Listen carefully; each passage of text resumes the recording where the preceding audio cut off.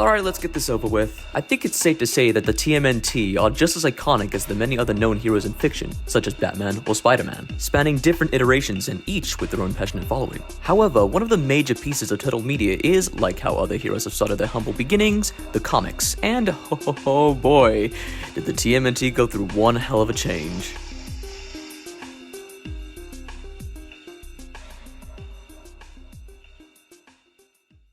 For those who are unaware, the Teenage Mutant Ninja Turtles first originated in the 1984 Mirage comic by Peter Laird and Kevin Eastman. Now imagine the most iconic aspects of the Turtles nowadays and completely scrap it all, cause these Turtles were much more vulgar than the fun-loving heroes that are currently being used nowadays. Instead of being relatively squeaky clean heroes, they were cold-blooded assassins that were trained to execute. Instead of pizza, they would much rather drown themselves with beer bottles. Instead of wearing the classic colorful bandanas, they all sported the same red bandanas to signify them as a clan.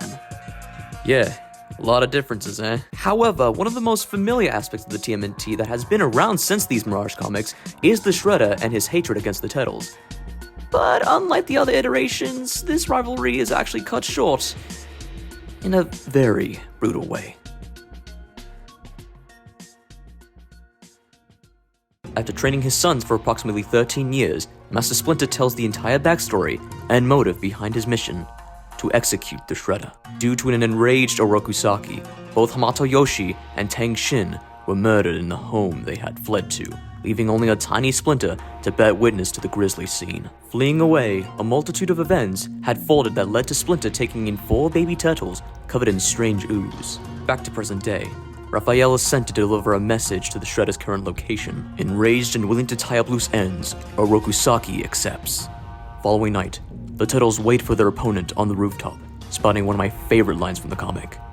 The Shredder of course shows up, but he isn't alone. The Foot Clan had arrived to assist their master, and what followed was one of the most brutal battles I've seen in a Turtles comic. The Turtles eventually overpowered the Ninja Clan, but not without taking some hefty damage. All that was left was the Shredder. The Shredder definitely earns his title in this battle, slicing through a couple of the Turtles, but unfortunately he didn't keep his lead thanks to Leonardo coming in, slicing his chest. What came next was probably the biggest curb stomp for the Shredder. Leonardo informs his brothers to attack from afar, throwing ninja stars, knives, and Raph even throwing his own size. Once he was weak enough, all it took was one hand claw to the Shredder's throat to take him down. But wait, there's more! Even after being struck to the throat, the Turtles basically just jumped this dude afterwards. Donatello in particular coming in to throw the most blows to his back and knocking his helmet off before getting kicked away.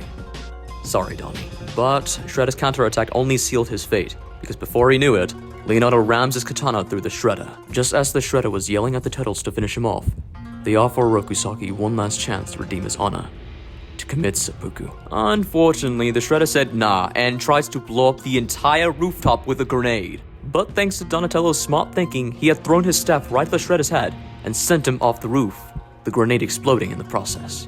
Making their way to the alleyway below, the Turtles only find one piece of the Shredder's armor, but no Orokusaki.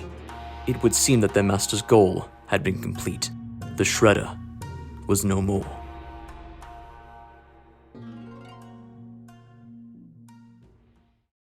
It's no secret that these Ninja Turtles are a complete overhaul compared to what everyone's used to nowadays. But despite that, I still think this iteration was always something special. Not only was it the first, but it was also loosely adapted into the original 90s movie, aka one of the top 3 best Turtles movies, period. Long story short, the Mirage Turtles, although different, is one of the greatest pieces of Turtle history and should not be forgotten, ever. With that said, that concludes this video. If you want to see more content, please like and subscribe. Until then, I will see you in the next video.